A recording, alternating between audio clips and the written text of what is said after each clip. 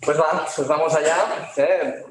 Da gusto de allá hacer sesiones con público, ¿no? Esto está muy bien. Y nada, un poco con Felipe esta charla la hemos hecho, es la tercera vez.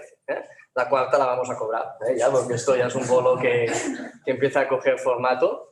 Y en este sentido, nada, un poco trasladados lo que sería financiar una empresa con una dilución acotada, ¿no? Es decir, la forma más cara de financiar una empresa es teniendo equity, porque básicamente lo que estás haciendo es, en el caso de venta de una compañía, ya has tenido una parte significativa de tu propiedad, o estás teniendo los beneficios futuros, con lo cual, para siempre, para los siglos de los siglos, con lo cual es una forma muy cara de financiarse. A su vez, financiar toda la empresa con apalancamiento o deuda, puedes poner la empresa en riesgo financiero, ¿no? Con lo cual, tienes que buscar ese equilibrio. Nosotros un poco, con la experiencia inversora de Lánzame, hemos invertido 35 veces y desinvertido en 5 y hemos intentado aportar este valor en el portafolio de invertidas, ayudarlos a crecer con la mínima dilución, y también con Advisor con 450 clientes, que ahora pues Refruiting es uno de ellos, y un poco con Felipe tenemos ya una larga trayectoria. Y vamos a empezar un poco esa charla. ¿Quieres decir algo, Felipe, sin entrada?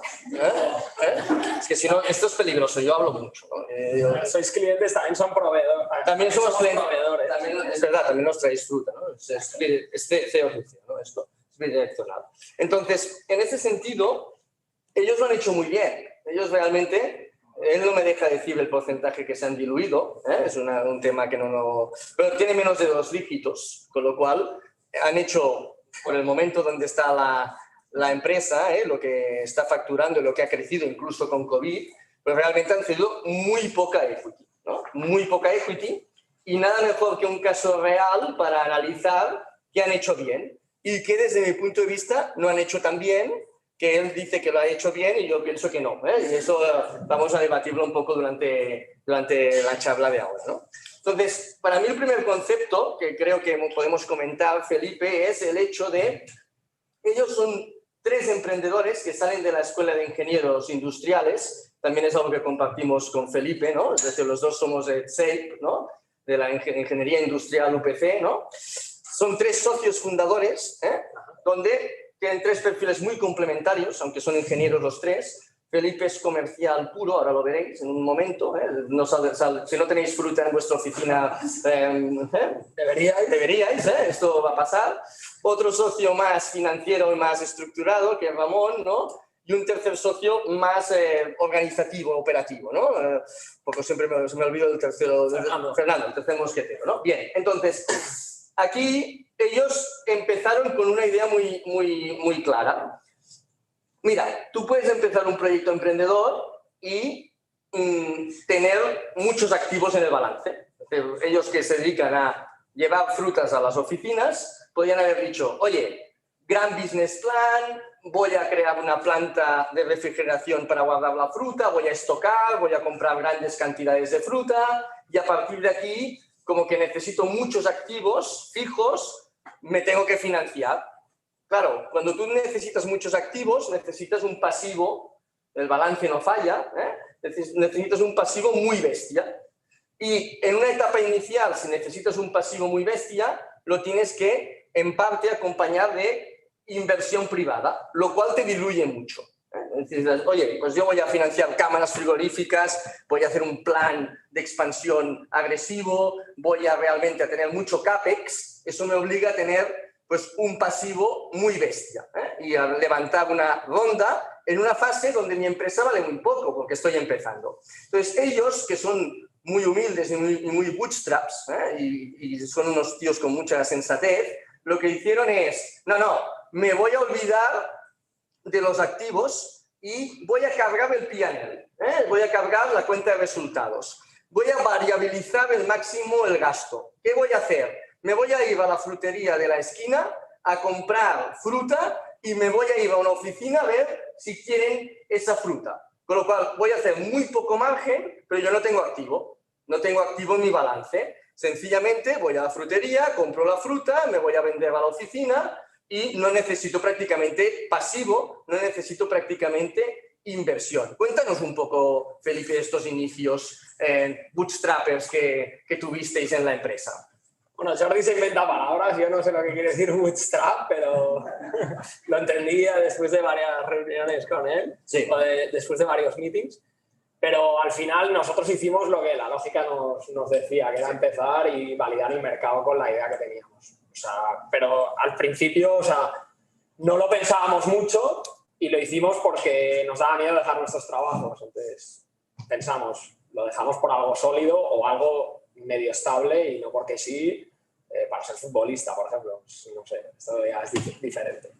Entonces nosotros lo que hicimos fue validar el modelo de negocio, probar con varias empresas, coger unos cuantos clientes, empezarles a servir de una forma muy sencilla, sin ganar margen, pero sin perder, o sea, sin poner dinero, simplemente para ver, estar observando los primeros 50 clientes, conseguirlos. Ya no nos queda ninguno de esos primeros 50 clientes porque les teníamos muy barata la fruta y es un error que cometimos, pero da igual, era lo único que queríamos hacer en esos primeros meses era validar el modelo de negocio. Pruebos inactivos, ¿no? Pruebos inactivos. Pruebos sin nada, sí. Sin nada, ¿no? Oye, pero imagínate que yo monto el gran festival, levanto dinero, me diluyo y luego, oye, la gente no quiere fruta. Exacto. Y quiere café o vete a saber qué, ¿no? Sí. Eso ya me he dejado cicatriz en el cap table, ¿no? Aquí yo no tengo activo, no tengo pasivo y pruebo, ¿no? Exacto. La camioneta esa, ¿de dónde la sacasteis, esa camioneta? No, bueno, eso ya fue más adelante. Ah, es más adelante, pero era una camioneta como eso, ¿eh? Era una camioneta, ¿cómo? Explica un poco la camioneta. No, al inicio de todo cogíamos la fruta de una frutería, pero claro, la acabamos llenando de cestas de fruta. Vale. Entonces la frutería no daba abasto, o sea, la llenamos, sí, porque era muy pequeñita realmente. Y nos hacía un precio determinado, que nosotros ya estábamos contentos con ellos, y conseguimos una agencia de reparto. Al principio era solo la zona más cercana a la frutería y lo que quedaba más lejos no queríamos perder ese negocio porque queríamos seguir creciendo y probar más. Entonces lo que hicimos fue comprar una furgoneta, que nos fuimos a Cambrils a por ella, a la Pop, que cuando llovía goteaba por dentro, la pintamos con frutas con unas amigas que hacían artes. Pintaban las amigas. Sí, la pintamos toda, pero empezó a llover y ya todo difuminado, bueno, fatal. Pero bueno, al final probamos, empezamos a ver el modelo de negocio, lo hicimos crecer un poquito fuera de Barcelona, en qué zonas íbamos viendo en qué zonas se nos demandaba más, qué tipo de empresas, pues empresas más grandes, más pequeñas, cuáles eran nuestros interlocutores dentro de las empresas, si poníamos un anuncio en internet si nos funcionaba o no, sí, si cogíamos un comercial vendía lo mismo que nosotros o no. Era prueba-error fallo para medir, sí. Todo el rato pruebo, fallo, mido. Todo el rato, sí. Todo el rato, ¿no? Sí. Okay. Entonces, esto, vale, vas probando sin activos, sin pasivo, a ver si va, y os obsesionáis en que la financiación venga de cliente, ¿no? De ventas, sí, ¿no? Entonces, un poco esa primera atracción, empezáis a vender y a llenar la caja operativa por ahí, ¿no? Un segundo concepto que ellos no pudieron utilizar, pero que podemos comentar, sería el hecho de que el ciclo de caja, para no diluirte, te vaya a tu favor. ¿Qué quiere decir eso? Oye, pues que yo cobre ya y pague más tarde. Entonces, cada venta que yo genero, eso me permite financiarme, ¿no? Si yo vendo, cobro hoy y pago más tarde, ese dinero, ese delay que tengo en el pago, me puede financiar otra venta, ¿sí? En cambio, si yo pago muy pronto y cobro muy tarde, pues se me gira en contra, ¿no? Es decir, que el ciclo de caja, que el circulante vaya a mi favor, podría ser una ventaja. Vosotros esto, como que ibais a gran empresa, no lo pudisteis jugar mucho, ¿no? No, a nosotros se nos complicaba un poco, claro, porque las empresas prefieren pagar pues, por transferencia a 60 días o tienen unos métodos de pago, pagan un día en concreto, entonces tú te tienes que adaptar a su método de pago. Pero es verdad que ahora ya tenemos, o sea, ya hoy en día pues tenemos segmentados los clientes, cuando captamos un cliente determinado hay un método de pago adherido, o sea, giro bancario, los clientes pequeños sí o sí, y si no, pues se le aumenta el precio porque ya, bueno, todos los costes fijos al final, o sea, ¿cómo te lo explico? Tienes un equipo administrativo que tiene que cobrar todas esas facturas. Es comercial, ¿sí? Entonces, las finanzas, nos cuesta, sí, ¿no? Pero al final lo que haces es paquetizar en función de segmentación de clientes, qué le ofreces a cada paquete de cliente y si un cliente tiene un potencial u otro, Entonces esto ya lo desarrollamos muchísimo más, pero esto ya viene a futuro cuando ya puedes medir qué tipo de cliente empieza. Pero algo interesante fue en el momento que, por ejemplo, nosotros le vendemos a una gran empresa, se nos interesa una muy gran empresa, los clientes, las primeras 30 empresas que teníamos eran empresas de entre 20 y 50 empleados, y se nos interesa una empresa de 6.000 empleados. Entonces ahí dices, wow, pues tengo un mercado que el universo mío como cliente es enorme. Puedo ir desde empresas de 6.000 hasta empresas de 5 empleados. Pues ¿cómo las voy a atacar? ¿De qué manera? ¿Con qué equipo? ¿Cuáles priorizo? Porque tienes todas las posibilidades.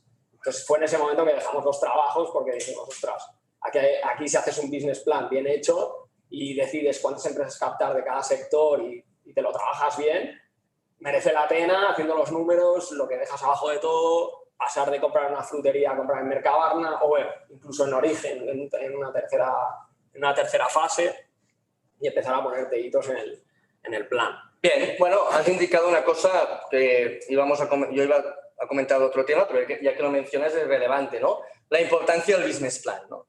La importancia de la planificación financiera, ¿eh? Y eso sois un equipo que inicialmente los founders quizá pues no teníais tanta experiencia en el área financiera, ¿no? Pues hombre, pues los ingenieros cuando acabamos los estudios de finanzas no sabemos mucho, ¿eh? También es verdad que esto de las finanzas son sumas y restas y hacemos cosas un poquito más complicaditas, ¿eh? Con lo cual lo aprendemos un poco rápido también. Pero dicho eso, hombre, pues no tenías esa experiencia, pero sí que siempre fuisteis muy orientados a sensatez, business plan, objetivo semanal, KPI, probar, medir, ¿eh? Y constantemente ir en esa visión, ¿no? Sí, pero es verdad que tampoco te tiene que matar tu business plan, los proyectos que tú quieras hacer o los cambios que suponen, porque es verdad que al inicio cambia muchísimo el business plan. Los 3 primeros meses tú dices, va a vender tanto y si vendes menos ya te frustras muchísimo. Sí.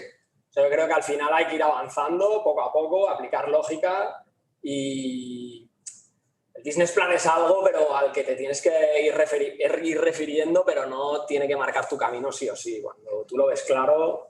Tiras y ya está. Sí, tiras y ya está. Al menos es como lo hicisteis, ¿no? Bien. Vale, entonces, claro, yo no podía cobrar pronto porque tengo una corporate, ¿eh? Y, claro, tengo un circulante que tengo que financiar. Entonces, vosotros lo que hicisteis es no hacer una ampliación de capital para financiar ese circulante, sino que os fuisteis al banco. Dijisteis, oye, me voy al banco a pedir un préstamo. Y el banco os dijo, yo os doy un préstamo, me vas a comprar 2 seguros y no sé cuántas cosas más que la alarma y de todo por este préstamo, pero aparte vais a tener que avalar, ¿no? Sí. Entonces tú, Felipe y socios de Felipe dijisteis, avalamos, ¿no? Sí. Y avalasteis... Primer error desde mi concepto, pero yo no avalaría, pero porque por eso están las sociedades limitadas, para que se inventaron en el siglo XVIII en Flandes, ¿no? Como concepto de financiar expediciones esto es así, la sociedad mercantil aparece allí para un poco explorar lo que eran exploraciones de lo que serían barcos, que iban por el mundo. Oye, se tenía mucho riesgo y la gente creó sociedades limitadas, donde limitaba la pérdida, ¿no? Pero vosotros no, yo avalo, ¿no? Yo avalo. Y entonces, ¿cómo? Tú esto encima lo recomiendas en estas charlas de avalar, ¿no? Sí. Bien, pues va, pues un poco... No siempre. No siempre. Depende de la fase en la que estás. Y para el inicio dirías avalar.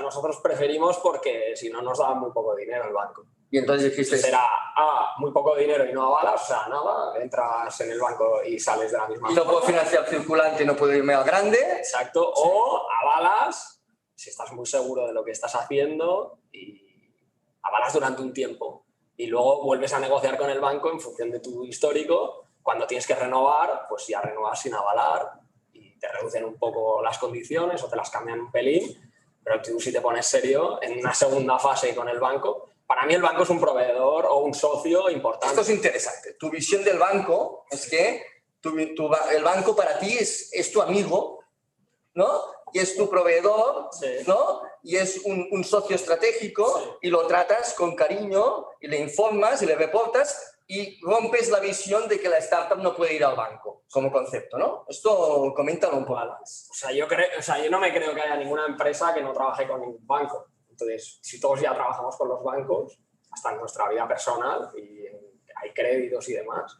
Y los bancos, para mí, es un vehículo muy importante y sobre todo para diluirte lo mínimo posible, porque el banco no te pide equity, no, mucho menos. Pide que le devuelvas el dinero en los plazos marcados. Entonces es una negociación. Y yo creo que como existe el vehículo, creo que a veces da miedo entrar en los bancos. Da miedo entrar. La gente joven, pues creo que no estamos bien educados o bien formados de cara a ir con los bancos desde un primer momento. Claro. Y dan miedo, como los seguros, como todas estas cosas. Mi padre es corredor de seguros. ¿Sí? Bien, entonces... un seguro con el banco antes que con mi padre. Ahora entiendo lo de comercial porque de dónde te sale esto. Bien, entonces tú dices, el banco hay que cuidarlo y el banco, un pasivo, tiene que tener financiación bancaria también. Es decir, una empresa, en el pasivo tiene que haber bancario. Y con lo cual, vosotros tomasteis habría que decidir si hacíamos una ampliación de capital y nos diluíamos o bien cogíamos deuda bancaria con aval. Es decir, un poco, y decidisteis tomar ese riesgo en esa dirección. Bien. ¿Qué más podemos analizar? Podemos analizar que... ¿Tú recomiendas ir al banco de inicio? Yo creo que el banco se tiene que ir. Yo pienso que el circulante... Yo creo que hay que poner una estrategia financiera lógica en las empresas. Una parte tiene que ser un patrimonio neto y ampliación de capital, porque tienes que dar una solvencia en un pasivo. Un apalancamiento a largo plazo tiene mucha lógica con la visión de hacer crecer la empresa. Yo creo que no hay que cometer errores clásicos al inicio, que es financiar un circulante con equity. Esto es un fallo muy bestia a nivel conceptual. El circulante, efectivamente, hay herramientas bancarias donde te pueden ayudar a financiar estos impases de liquidez, sin duda. Como que el I+D+I, si soy un proyecto muy friki de I+D+I, tengo líneas específicas de I+D+I, como estos dos señores que acaban de entrar, que han logrado pues, líneas de I+D+I muy sólidas, para financiar iniciativas en esa dirección sin gastar equity. Claro, entonces yo tengo que dividir el pasivo en bolsas.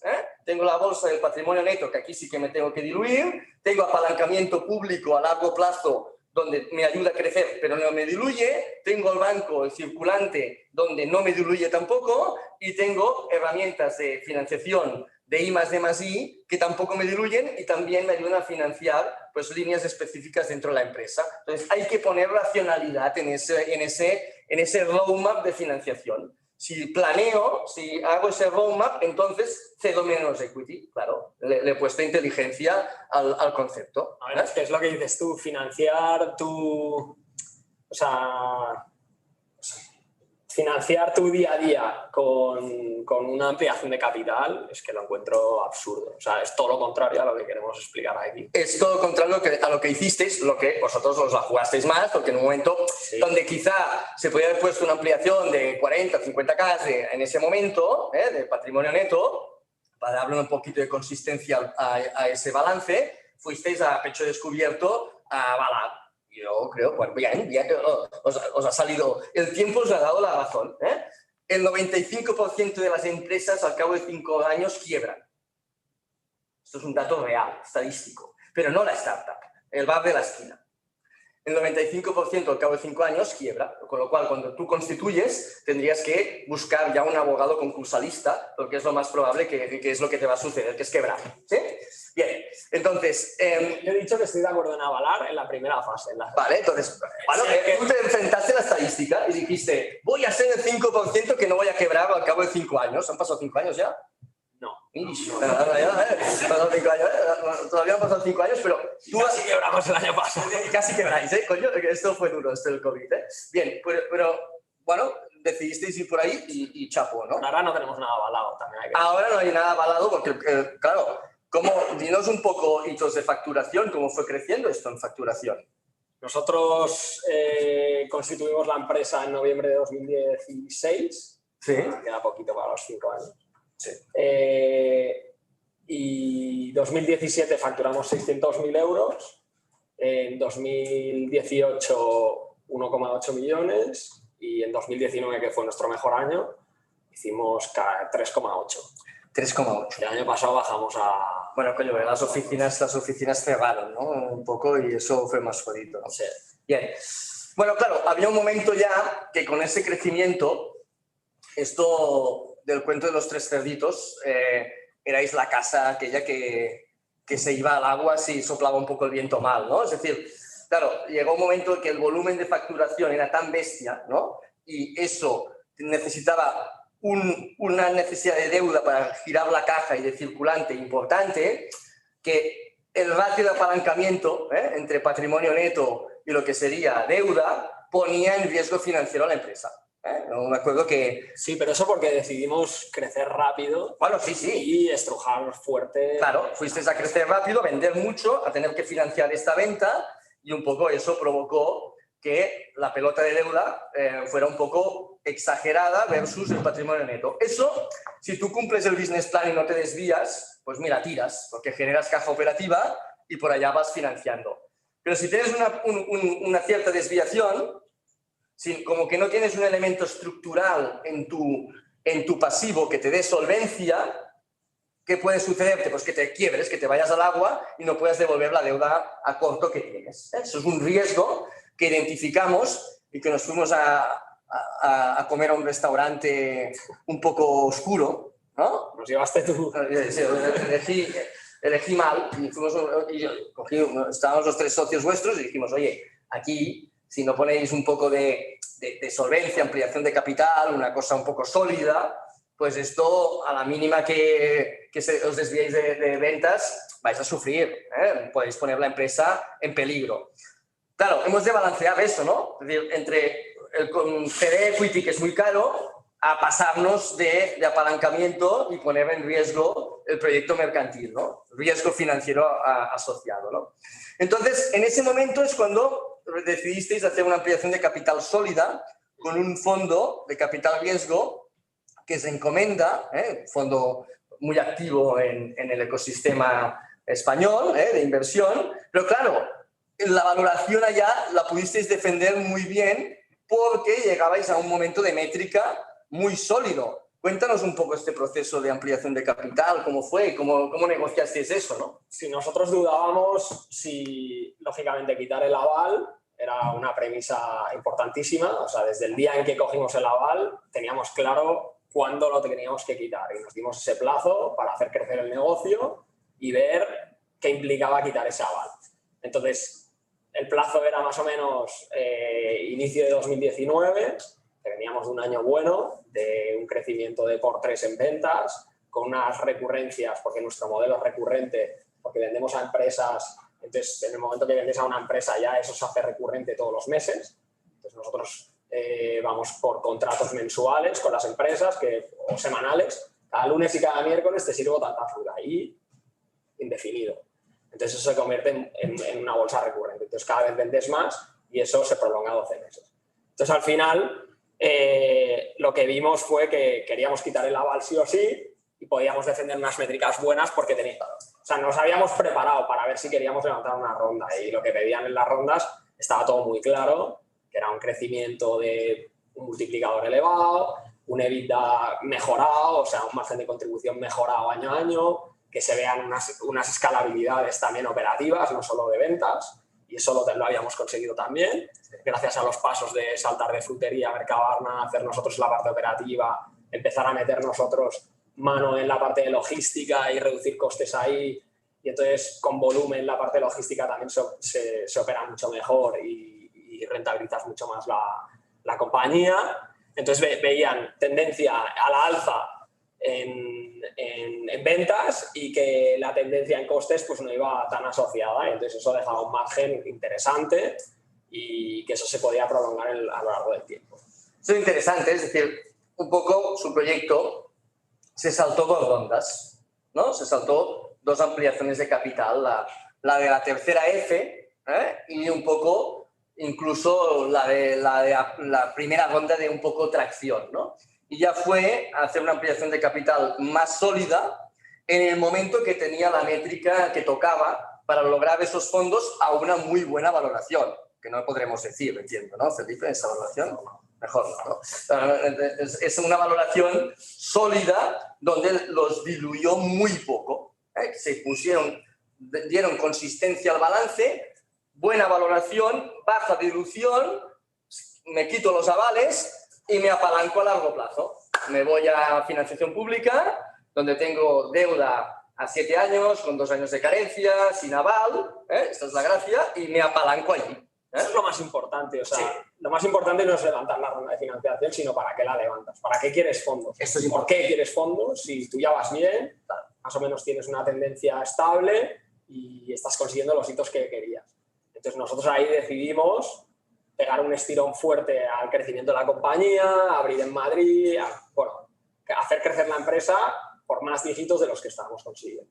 Y cada vez multiplicar cuesta más la cifra de ventas. Multiplicar 1 euro es fácil, pero multiplicar 1,8 millones cada vez que creces es más difícil.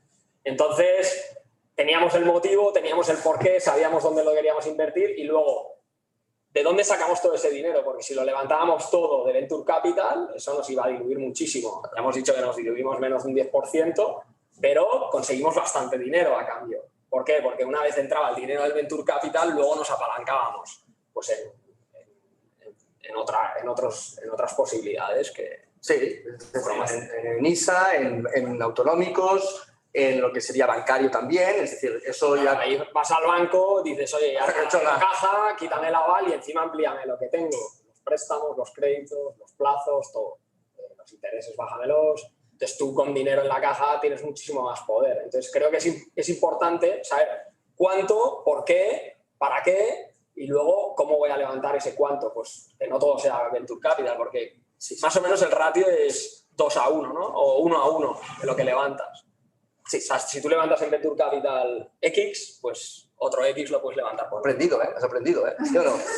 Ramón, esto bien. Aquí, no, esto es muy relevante lo que dice, ¿no? Estamos en una tendencia, más en el mundo digital startup, donde se celebra la ampliación de capital, ¿no? Como concepto. Es decir, ampliar capital es un hito o forma parte del éxito. Y claro, cuando amplías capital, lo único que has hecho es llenar la caja, llenar tu pasivo. Eso en sí no es un éxito. El éxito es si ese dinero, el para qué, el por qué, lo sabes invertir para hacer crecer el negocio. Si te diluyes y no haces crecer el negocio, pues mal vamos, ¿no? Es decir, tienes el mismo negocio con menos participación, ¿no? Entonces, es muy relevante lo que dice Felipe, ¿no? Es decir, hay que pensar bien para qué yo quiero, qué necesidad financiera, pero para qué. Y cuando tengo clara la necesidad financiera, ¿cómo la estructuro? ¿Qué parte es privada? ¿Qué parte es apalancamiento a largo plazo? ¿Qué parte es bancaria? ¿Qué parte? ¿Cómo divido esas bolsas de dinero y cómo estructuro ese pasivo para financiarme bien, ¿no? Eso muchas veces, en muchos startups lo comentamos, ¿no? El mundo no está en contra de vuestro proyecto. Es decir, ahora, si no tenéis ni una métrica, pues un inversor profesional no os va a invertir, ¿no? Para que un inversor profesional invierta, pues hay que hacer los deberes, hay que tener una buena atracción, hay que ir en una dirección ascendente y preparar bien eso. Eso no, ¿cuánto tardasteis? Bueno, fue bastante rápida vuestra ampliación, pero la tuvisteis que preparar mínimamente. O sea, a ver, también se nos fueron acercando algún Venture Capital por nombre o por, no sé, por conocimiento de la marca y lo que fuere, y se nos fue despertando ese apetito, pero nosotros no teníamos intención de ir a ver Venture Capitals. Lógicamente, cuando levantamos dinero, fuimos a ver a varios para defender una valoración interesante y defender Pero para mí lo más importante, que creo que no nos fijamos en ese momento y que sí que es importante, no es defender una valoración elevada, ¿sí? Que defiendes mucho la dilución de tu empresa, sino las materias reservadas del pacto de socios que firmas con el Venture. Interesante esto. Yo hubiera preferido ceder un doble dígito. Doble dígito, ¿eh? Bien. Sí, sí. Bien. Ceder el doble de lo que cedí si las materias reservadas hubieran sido mejores, por ejemplo. Entonces, ya que lo comentas, bueno, no es la charla, pero es igual, nos la saltamos. Oye, ¿qué fue crítico de que viviste con cierta angustia de ese pacto de socios o que no te gusta? Bueno, siempre te tienes que intentar dejar el máximo de libertad posible, como la que tienes antes de firmar con alguien. Tienes dos cláusulas, gobierno y económicas, ¿no? En un pacto de socios. Sí. Entonces, ¿dónde? O sea, para mí las políticas son las más interesantes. Las económicas, bueno, depende, ¿eh? O sea, tienen que ser un win-win y tienen que servir para todo el mundo. Esta es otra charla que podemos dar, la del pacto de socios. Pero ya ahí tenemos otra charla, ¿sí? Con lo que nos gusta hablar a tú y a mí. Venga, va. Entonces, bien, eso, fijaros que bueno, está dibujado. Sois una empresa muy, muy eficiente en capital y eso que todo el mundo habla de eficiencia en capital, ¿en qué quiere decir eso? Que, bueno, pues que vendo de forma eficiente, opero de forma eficiente, capto talento de forma eficiente. La eficiencia en capital refleja un conjunto de eficiencias, ¿no? Vosotros, para que salga un euro, sois un poco tacaños, ¿no? Para que salga un euro allá, os lo miráis bien, ¿no? ¿Esto cómo describirías la eficiencia en capital? Con poco hacéis mucho, ¿no? Como concepto. Sí, al final es ir midiendo todo el rato y tener KPIs muy claros y hacer un seguimiento profundo de lo que estás haciendo. O sea, y cómo lo puedes mejorar en cada momento. Las ventas, cómo las podemos mejorar. Pero ayudando a los demás departamentos. Si yo, por ejemplo, en las ventas vendo todo lo que puedo y le digo a operaciones, aquí está el muerto, ahora sírvele tú lo que he vendido una caja de fruta de una pieza de cada y has de entregar una cereza en Miami y otra, pues me dirá, vale, has vendido, pero ahora ¿cómo lo sirvo? Entonces lo importante es montarlo para realmente servirlo perfectamente. Entonces, ¿qué puedo hacer ventas para que las operaciones sean más fáciles? Oye, pues comprométete con el cliente en una franja horaria de 2 horas si supera tanta facturación. Si es una facturación menor de 1.000 euros al mes o lo que sea, pues la franja horaria tiene que ser de 3 horas. Así es más fácil para operaciones cumplir. O de 4. O lo que decíamos antes, cobrarle al cliente a través de giro bancario y estrujar un poco la negociación y quizá cuesta más cerrar ese cliente, pero cuando lo cierras lo tienes perfecto. O sea, se va a servir perfecto porque lo he puesto en bandeja para operaciones, lo he puesto en bandeja para finanzas y es sencillo de implementar. Entonces creo que la paquetización a la hora de vender es importante. Claro. Segmentar a los clientes, qué le ofreces y para que a los demás departamentos se les sea fácil. Claro, aquí es relevante y abrimos ahora preguntas, ¿ya? Es decir, pero yo creo que lo que es relevante es el hecho de no desligar las finanzas del negocio. Es una equivocación. Es decir, las finanzas son intrínsecas al negocio y no podemos trabajar tan solo desde un punto de vista de controlling financiero, ¿no? De integrar lo que sería una visión horizontal financiera en todos los departamentos, ¿no? Y eso para mí es relevante. Última pregunta y abrimos público. Hombre, la habéis pasado con el COVID un poco, o sea, os ha caído encima el COVID, ¿eh? De lleno, ¿no? Cuéntanos un poco tu experiencia y cómo esa cultura de eficiencia en capital os ha ayudado, ¿no? En esa parte. Bueno, nosotros, no sé, la facturación nos bajó un 95%. 95%. En 2 semanas. En 2 semanas. Puedo gritar más, pero no me lo repite. Esto coño, es que es muy significativo, ¿no? No, pero sí. O sea, es claro. ¿Eso cómo se traduce en caja? Sigues teniendo los mismos gastos y los gastos no se bajan. No se han ido los cabrones de los gastos, ¿eh? No, ya, ¿no? En 2 semanas cuesta reducir los gastos un 95% también. Claro. Entonces eso se diluye un poco en el tiempo. ¿Plan de contingencia allí? Sí, muy fuerte. Muy fuerte. Y, lógicamente, a buscar novedades de venta, pues abrir nuevos canales, un B2C. Sí. Lo de las enfermeras y la fruta, sí, ¿no? Sí. Intentamos que las empresas pudieran donar su fruta en vez de a sus trabajadores que ya no estaban en sus puestos de trabajo en la oficina, pues en casa, o que donaran a hospitales la fruta, que en vez de servirse a sus empleados, pues hicieran una acción de RSC que nos funcionó bastante bien. Muy bien. Pero nos funcionó 2, 3 meses, lo alargamos 4. Pero decirle a una empresa que le pague la fruta al hospital en diciembre del año pasado ya... No, era una patillada importante.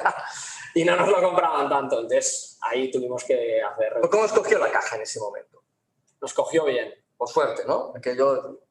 Era muy importante en ese momento, esas 3 semanas que fueron muy bestias, cómo te cogía la caja, ¿no? Te cogía un poco tocado allí, era más difícil, ¿no? Ya os cogió bien, tenías respiración, ¿no? Sí.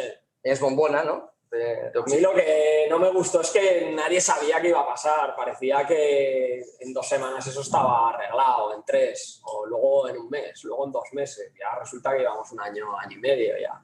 Entonces, fiarte de los políticos era complicado. Entonces nos fiamos 2, 3 meses y decíamos tú, vamos a fiarnos de nosotros mismos y de los números de la compañía. La compañía estaba mal y tuvimos que hacer un ERE. O sea, hicimos ERTE, otra vez ERTE, hemos hecho de todo, pero ahora estamos mejor, estamos a punto de salir del ERTE y Un poco mejor. Un poco mejor, ¿eh? Las empresas aún están con miedo y sobre todo las gordas. Las empresas grandes tienen prevenciones de riesgos laborales, espacios comunes, tienen bastantes reticencias. Y bueno, ya llegará. Ahora estamos muy estables, estamos en break-even y esperando el momento. O sea, no moriremos seguro. Bien. Si dura un año más, no hay problema, que estamos bien. Bueno, esto un empresario y un grupo de empresarios es normal. Es decir, hay momentos de expansión, hay momentos de contracción, y hay momentos de aguantar, de ir a la arena. Tú me llamaste, cómprame la fruta otra vez, ¿no? Claro, hiciste tú la llamada, como 3 llamadas. Yo digo, no, demasiados plátanos, coño, que no somos monos. Hacían longis, tenían muchas. Sí, pero bueno, al final lo hicimos un mix bueno, y lo arreglamos ahí. Va, preguntas que tengáis un poco, ¿vale? En casa o en la oficina o aquí presentes, va, un poco qué queréis preguntar a Felipe y un poco qué inquietudes que salgan. Ah, mira, ya tenemos una pregunta aquí, ¿no? Sí, esto es muy largo, si las podéis hacer más cortas, mejor, ¿eh? Sí, una startup de hardware, consultoría gratis tampoco, ¿eh? Es decir, una startup de hardware requiere una gran inversión en tiempo y dinero antes de llegar al mercado. ¿Crees que la estructura de rondas debe ser distinta? Sí, claro, aquí cada proyecto un poco tiene su historia, ¿no? Hombre, si yo quiero montar una fábrica, pues eso va a tener un CAPEX muy considerable. Entonces, me tengo que basar mucho en business plan, me tengo que basar mucho en un estudio de mercado sólido. En su caso, mira... Yo también me hubiera gustado desde el día 1 tener una cámara frigorífica, una mesa de rodillos para el montaje, tener todas las furgonetas desde el día 1. Pero también puedes comprarle el producto a otro, ¿sí?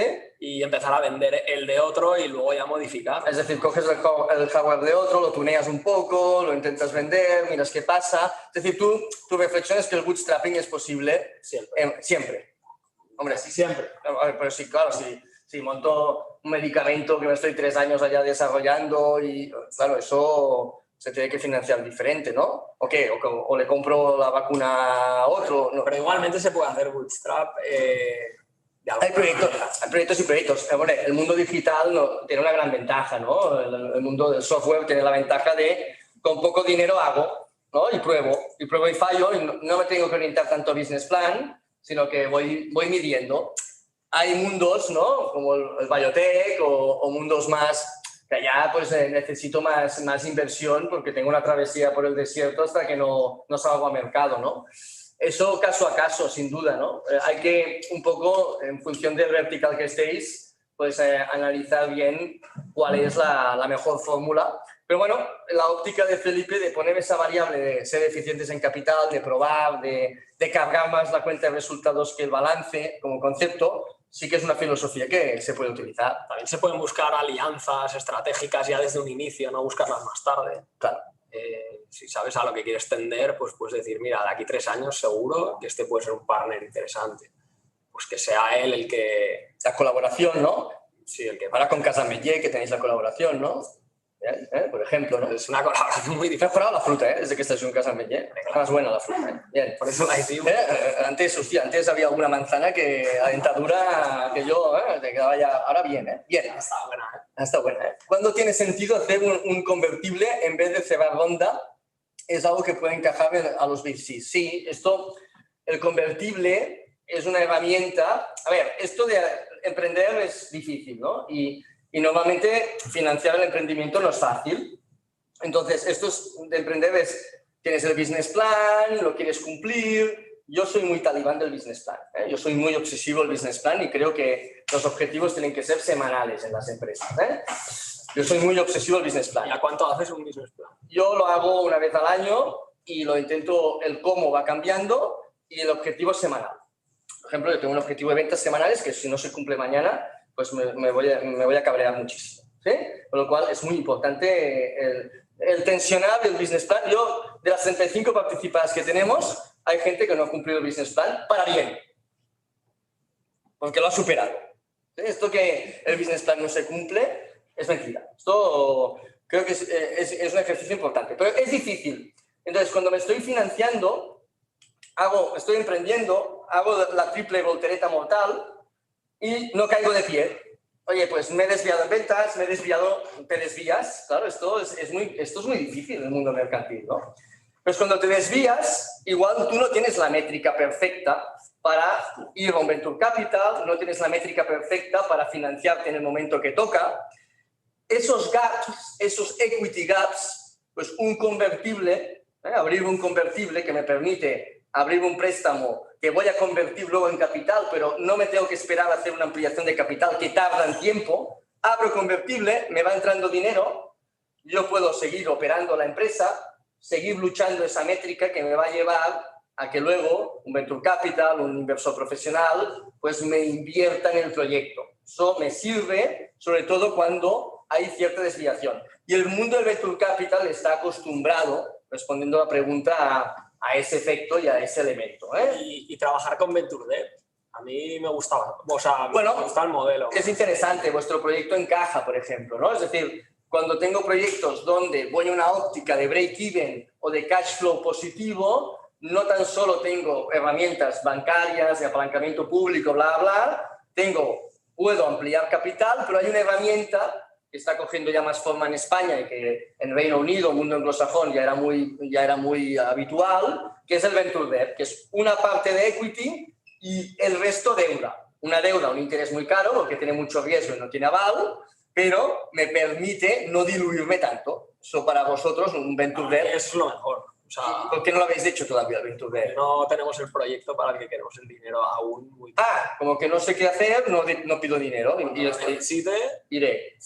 Bien, es una herramienta que en vuestro caso tendría sentido. Defiendes muchísimo el equity, es básico. Bueno, para mí para mí el equity es lo más importante que tenemos. Bueno, la propiedad es muy importante en las empresas y a nivel de gobierno, porque tenéis claramente la mayoría, los tres fundadores, a nivel económico, porque realmente pues ceder participaciones es ceder beneficios para siempre o vender la compañía y ceder una parte de esta venta, con lo cual, claro que es importante, es muy importante, es de lo más sagrado que tenéis en una empresa. Lo bueno del Venture Debt es que si ya has hecho una ampliación de capital se adhieren al pacto de socios, entonces no has de remodelar todos los pactos políticos, económicos que tienes dentro. O sea, tienes el mismo riesgo que antes porque ya lo has levantado. Sí.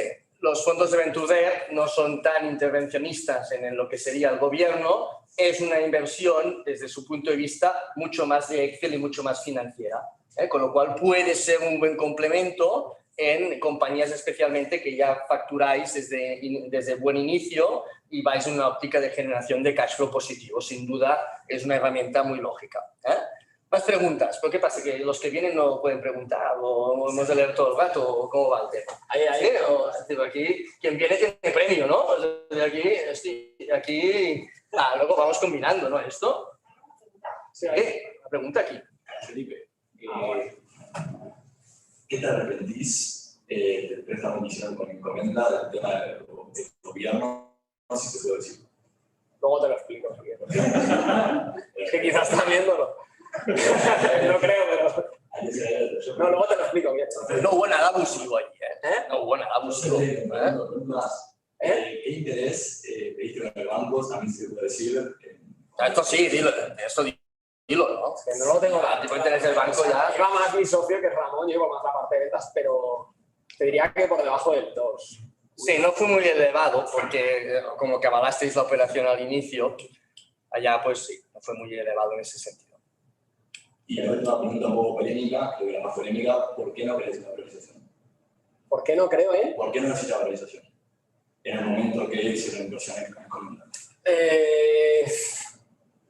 También te lo explico luego. No, porque es que realmente no estamos súper orgullosos de haber levantado dinero. Y creo que la valoración era súper elevada, o sea, súper bien. Estaba bien defendida. Bueno, tú no fuiste a la valoración porque dijiste que estáis locos, que esa valoración era muy elevada. A vender fruta no, pero esa, por Dios. No, era que era muy elevada, entonces nos dejamos seducir por esa valoración, pero esa valoración pues tenía un pacto de socios que se defendía por otro lado. Entonces luego los problemas, lógicamente, no salen en el momento de firmar, salen luego cuando quieres hacer ciertas cosas, que tenemos un súper buen rollo con nuestro Venture Capital, Sí. Pero ya empiezas la conversación con un murito delante. O sea, es un socio. Es un socio. Tienes un socio, pero con unas condiciones que puedes empezar a hablar a partir de unas cosas en concreto ya. Hay unas cosas que ya sean, por supuesto, que están firmadas y a partir de ahí empiezas a hablar. Entonces hay cosas de esa firma que ostras, pues yo hubiera cambiado alguna cosa ahora con el tiempo.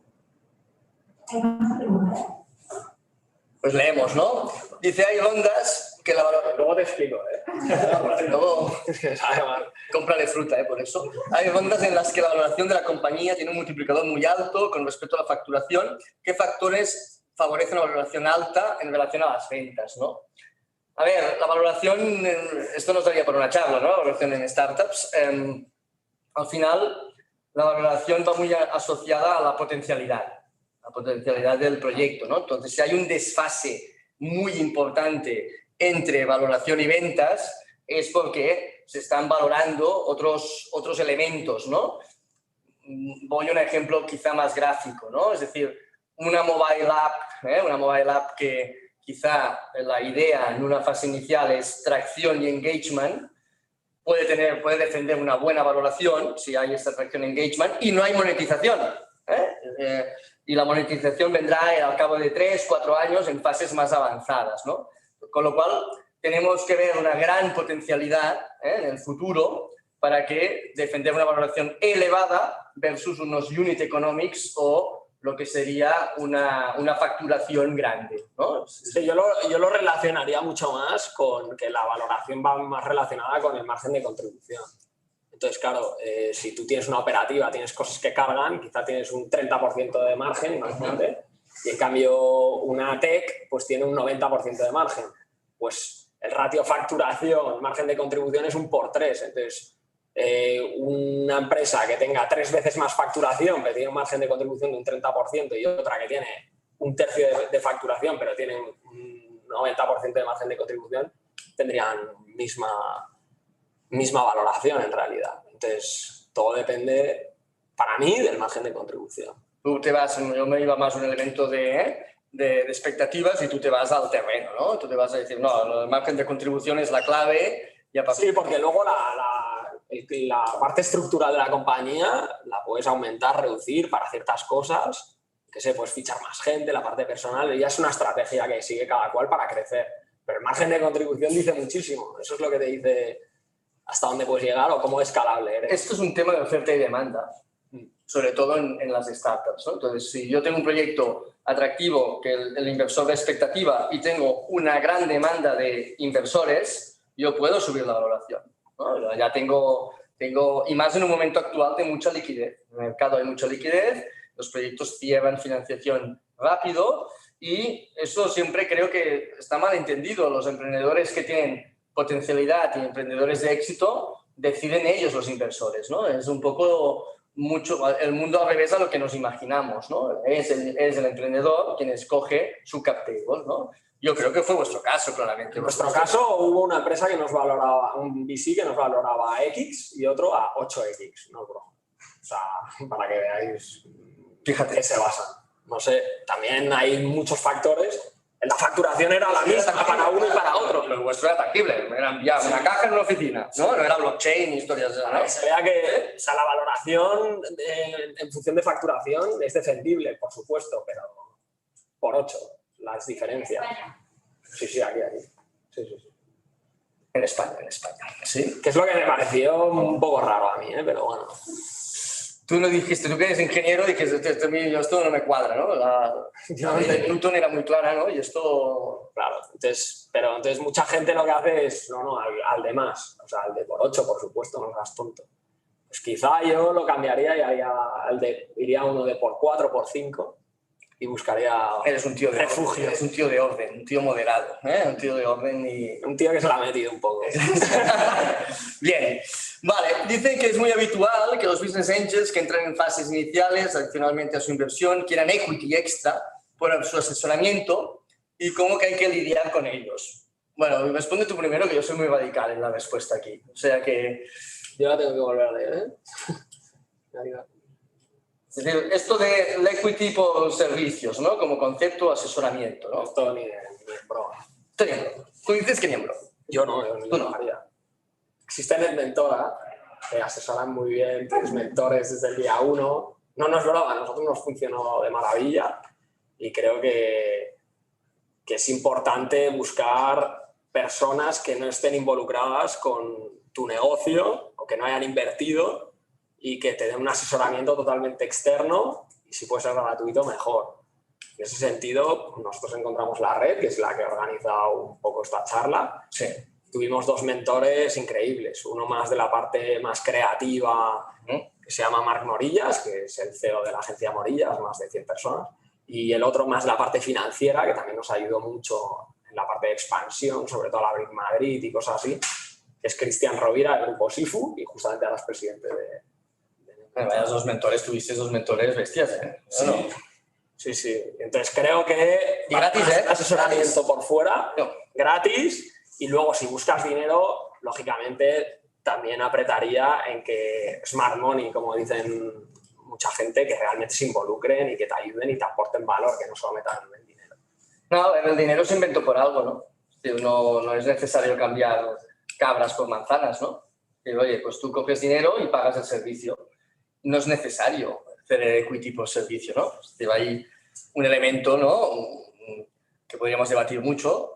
Hay ecosistemas de valor también. Tú ya has mencionado el mentor, yo aprovecho para mencionar Baticolab, ¿no? Hay ecosistemas de valor donde hay aportación de valor en una fase muy inicial que tiene lógica que sea por equity, ¿no? Pero en general, oye, el dinero se inventó para ¿no?, pagar un servicio. Tú levantas más dinero, haces equity por dinero y ese dinero te permite pues, hacer, pues, pedir presupuestos, decir, mira, voy a escoger este servicio y voy a pagarlo. Si es algo súper específico, súper técnico y te va a asesorar el mejor del mundo en Hombre, claro, lo ha hecho 100 veces, sí, no lo puedes meter en la compañía y no le puedes pagar o lo que vale para ficharlo para Hombre, si toda la vida. tienes una app de fútbol y Messi se levanta la camiseta cada vez que marca un gol con tu nombre en la app, le das equity. Sí, claro, pues que es Messi, ¿no? Es decir, y si no, lo pagas con dinero, que por eso está, ¿no? Bien, ¿qué más tenemos? ¿Cómo funciona un equity crowdfunding en cuanto a la toma de decisiones? ¿Se pasa todo por juntas? ¿Se tiene que consultar los pasos estratégicos a dar? Sí, un poco esto... A ver, la ley mercantil es para todo el mundo, ¿no? La ley de sociedades es para todas las empresas. Efectivamente, los inversores en fases iniciales piensan o consideran que la ley mercantil no va a su favor, porque es una ley de mayorías, y presentan un pacto de socios, como el caso que ellos tienen ciertos vetos, ¿no?, que por ley mercantil no estarían establecidos y que el inversor pues, impuso en el pacto de socios para protegerse, ¿vale? Pues en una fase inicial tiene cierta lógica, ¿no? En una plataforma de crowdfunding, sin duda, hay que pasar por junta como cualquier empresa o cualquier sociedad limitada del país, pero quizá pues, elementos de gobierno en ese pacto de socios quedan más desdibujados y no son tan estrictos, ¿no? Y en ese aspecto pues, es una de las ventajas de financiarse de esta forma. Tiene ventajas y desventajas. También es verdad pues, que pues, hay muchos aspectos que quedan pocos indicados y que cada pequeño inversor pues, tiene unos derechos que de otra forma quedan más paquetizados, ¿no? Con lo que yo os diría que las plataformas de crowdfunding en el país han evolucionado mucho, han solucionado bastante esta parte legal, han sabido agrupar inversores, han sabido sindicar, algunos con vehículos en el extranjero, y eso es una parte que ha quedado bastante más ordenada actualmente, ¿no? Tengo una pregunta. Bien. ¿Me escucha bien? Sí. Yo soy Alberto, fundador de Ecomat. Tengo una pregunta por Felipe y otra por Jordi. Y es, ¿por qué tomaste la decisión de coger un fondo Business Angels como tal y no un fondo corporate? Es decir, vosotros que tenéis un modelo de negocio súper adecuado y con un cliente súper también estimado, ¿por qué no coger un fondo corporate del cual pues, puedes acoger de más clientes, ¿no? Sí, sobre todo fue por la valoración, ¿eh? O sea, porque un fondo corporate hacía ese por 1 o por 2 y el otro hacían por 8, entonces la valoración se defendía mucho más. porque están acostumbrados a esas cifras, sí que ven el potencial mucho mayor en lo que están comprando. Si tú vas a un frutero de Mercadona grande, a un proveedor logístico fuerte, a un Sodexo, que podríamos haber ido a alguno de estos también, y ya hicimos un tanteamiento, por supuesto no quieren comprar menos de un 10% y luego también normalmente quieren mayorías dentro de las compañías en las que invierten muchas veces, entonces ya ya es una venta casi. Entonces ya lo descartamos esa parte y nos fuimos a inversores profesionales, a inversores de Venture Capital. Y Jordi, por tu experiencia, ¿cuál es la diferencia principal o cuál es la decisión que tiene que tomar una empresa si escoger un fondo Venture Capital privado como tal o un fondo corporate? Es una pregunta muy relevante por el podcast que hemos lanzado hoy, ¿no? Que es No lo he escuchado.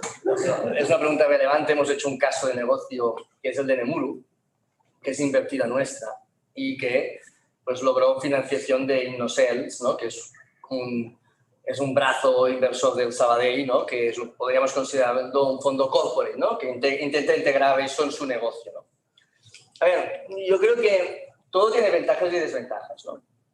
Un fondo corporate, pues quizá no es tan estricto en temas de gobierno, de cláusulas, quizá la valoración es verdad que es más conservador en ese sentido. Quizá puede aportar sinergias de negocio que hagan crecer tu empresa en ámbitos mercantiles, en ventas. Quizá te puede limitar a ir a competidores suyos, y eso pues también hay que mirarlo bien. Y quizá también te pueda ayudar si la compañía evoluciona correctamente, a comprarla, hacer una operación de M&A, ¿no? Con lo cual, a ver, hay pros y contras, ¿no? Es decir, hay ventajas y desventajas. Entonces, yo creo que ya tienes que valorar muy bien que los activos se disparen y los pasivos queden más limitados, ¿no? Es decir, si un corporate me va a aportar, pues mira, en el caso de Nemuru en concreto, no sé, esta pregunta yo la lancé, ¿no? Durante el podcast en ese caso a la persona de InnoSales que estaba en la charla, y le lancé la pregunta de decir, oye, ¿has limitado en algo a Nemuru a nivel mercantil de vender sus servicios a otros bancos? No fue el caso, porque a ellos les interesa en ese sentido que el negocio crezca y no van a limitar esa parte. Pero podría haber sido algo que hubiera pasado. Pues yo creo que hay que valorar muy bien. Aquí no hay ciencias exactas. En el mundo mercantil no hay ciencias exactas, todo es bastante prueba y fallo. Hay experiencias, hay casos de negocio, hay un poco pues benchmarks, ¿no? Pero luego esto creo que en cada caso se tiene que pintar muy bien, ¿no? Y creo que hay que dibujar pues mi proyecto con las ofertas que tengo y allá buscar una lógica y una racional. Y sobre todo es lo que decías tú, que ya te pierdes muchas oportunidades fuera, ya has tomado tu decisión con él hasta el final, casi, porque él va a saber las ofertas que tú recibes, las opciones que tú tienes de oportunidades fuera y te estás pegando quizá a una decisión. O sea, yo creo, a mí me gusta la opción, pero también has de tener muy en cuenta que si vas con uno dejas ir con otros. Entonces, decides en ese momento. Sí. Oye, yo no calco mi profesor. No, una pregunta que se debe plasmar en el pacto de socios, que tanto estamos hablando, que recomendáis que es imprescindible. Después, Felipe, ¿cómo te ves tú? ¿Cuál es la visión a 10, 15 años con un recruiting? ¿Qué tienes en mente? ¿Piensas hacer un exit, vender? ¿Te quieres dedicar toda la vida a recruiting? Pues yo no lo sé, yo siempre he dicho que yo quiero aprender de las experiencias. Entonces, de momento estoy aprendiendo muchísimo porque crecimos bastante, hemos decrecido mucho también, hemos aprendido la parte legal de la compañía, hemos levantado una ampliación de capital, hemos negociado con bancos, hemos avalado, he tenido peleas y alegrías con socios, no sé, lo he vivido un poco muchas cosas, pero creo que nos queda mucho por aprender y por vivir. Y creo que no va a ser nuestra única experiencia de emprendeduría, no lo sé, pero de momento seguimos aprendiendo, tenemos que volver a crecer, tenemos un reto muy grande Y después de lo que pasó el año pasado, yo ya no miro a 5 años vista, o sea, miro muy cerca, la verdad, y ahora miro a final de este año y un poco del que viene, porque no podemos tener unas miras súper cortas, pero yo he dejado de mirar muy, muy a largo. O sea, miro más a medio plazo, 1 o 2 años. Pero no sé, un poco de ese decir. Sí, yo te diría... El pacto de socios. Sí, pacto de socios... O sea, el pacto de socios... No, a ver, yo creo que el pacto de socios va por fases. Es decir, un pacto de socios, como bien indica la palabra, siempre tiene que existir en el momento que tienes un socio. No necesariamente capitalista, ¿eh? Cuando hay un socio tiene que haber un pacto. Sí. Hombre, el pacto que tú estableces con los socios fundadores, en este caso los otros 3, pues bueno, es un pacto...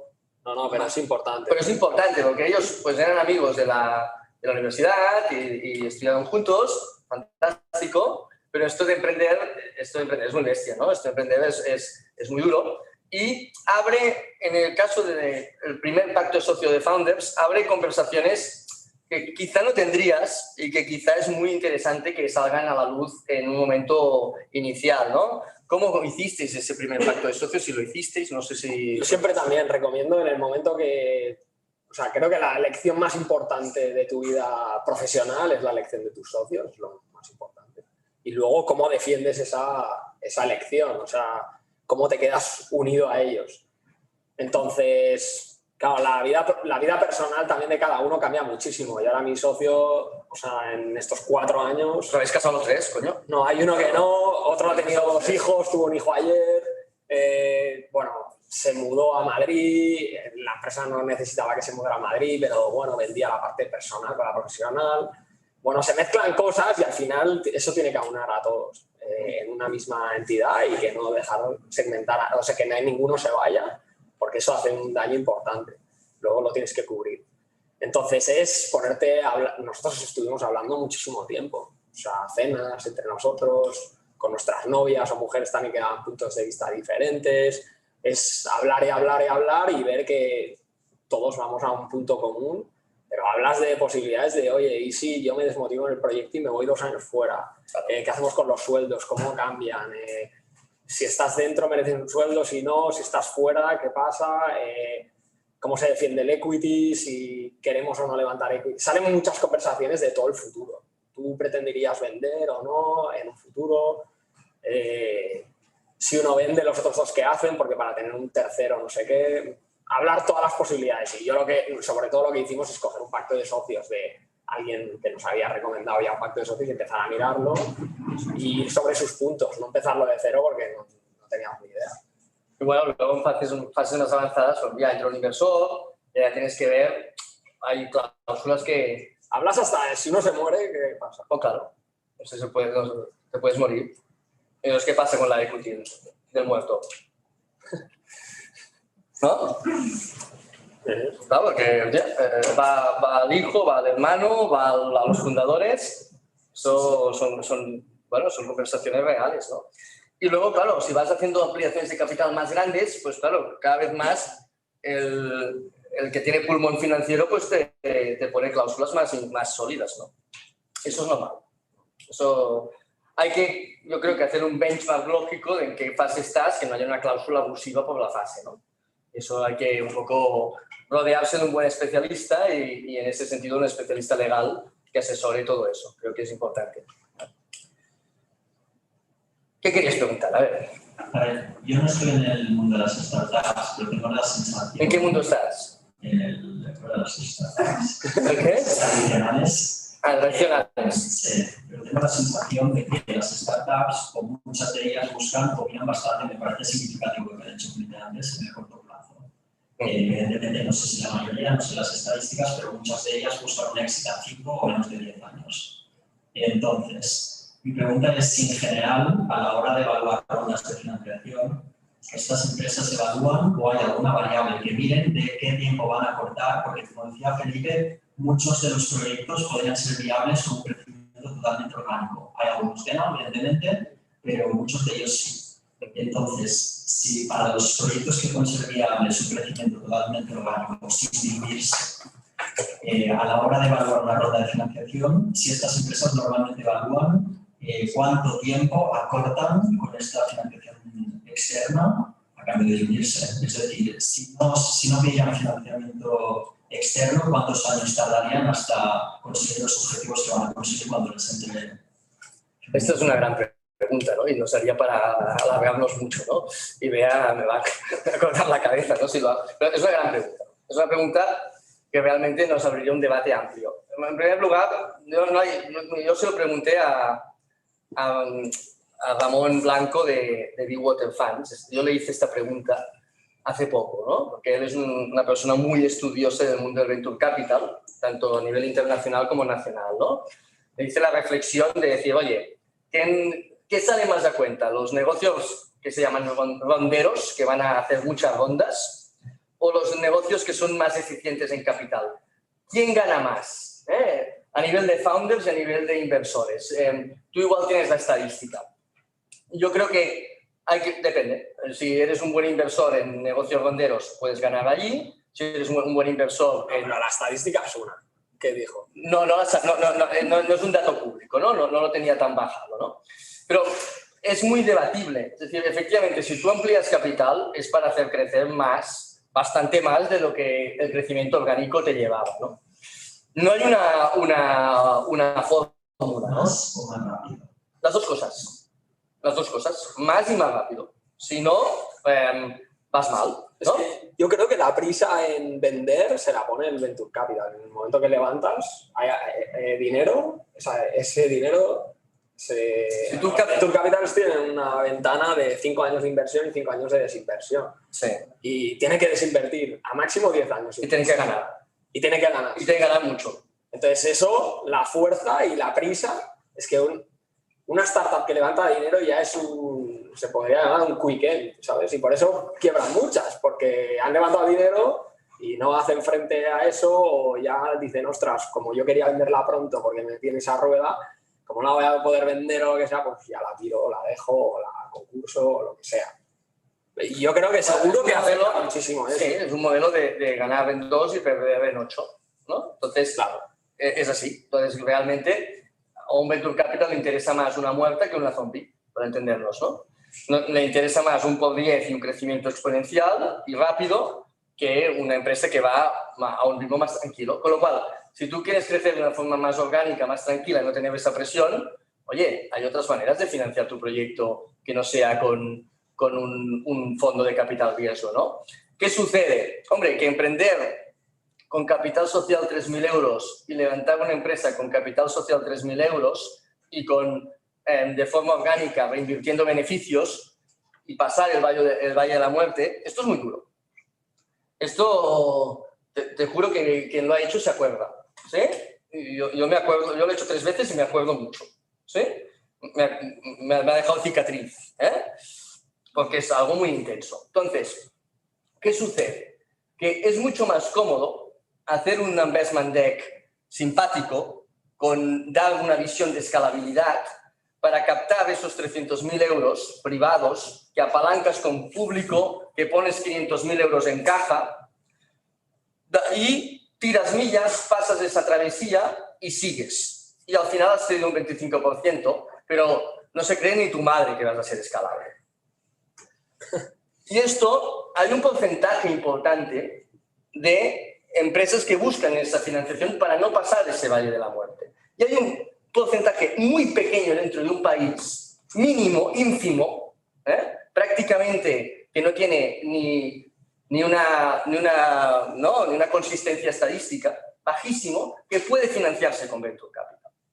Entonces, oye, yo creo que hemos de empezar a diferenciar los proyectos que pueden tener un crecimiento orgánico, incluso pueden hacer una ampliación de capital con inversor privado que tenga una rentabilidad lógica, con un riesgo acotado, con una financiación más clásica, que aquellos que hacen un discurso fake de escalabilidad para no pasar el valle de la muerte. Si eres orgánico y creces lento, a pasar el valle de la muerte, que es lo que te toca.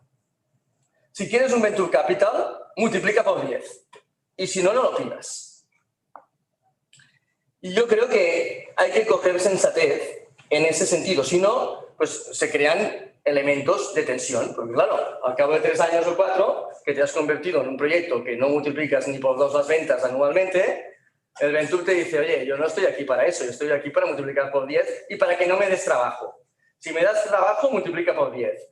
Si no vas a multiplicar por 10, arriesga más. Y si no, chao, cáete, que como mínimo me recupero la pérdida fiscal. Si tú quieres levantar dinero para un proyecto a 5 años, te la van a gastar en uno. No, haz todo en uno y vemos a ver qué pasa y levantas otra ronda. Y entonces es cuando revalorizan ellos. En mierda. Estáis olvidando de los proyectos intensivos de B2C que necesitan mucha publicidad. Sí. Hay proyectos B2B como el vuestro que se puede arrancar perfectamente con... ¿Puedes un ejemplo? Hay proyectos B2C que necesitan mucha publicidad Sí. y que si tú empiezas el bootstrapping puede llegar el que ponga ese dinero y te hunda. Sin duda.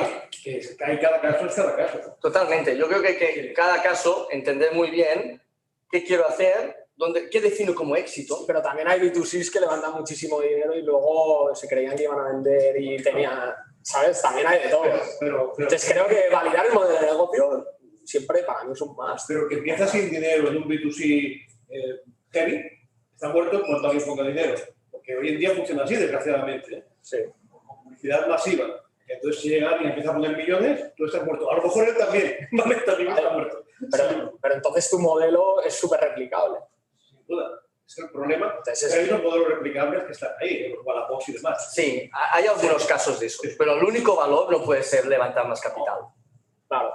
No puede ser el único valor. Porque luego salen, les pasó un poco a Meller y a todos estos que pues, si eres el primero en que hacer gafas, tal, metes muchísima publicidad, ok, haces un boom enorme, pero luego Con Meller fue muy bootstrap, ¿eh? no lo sé, pero luego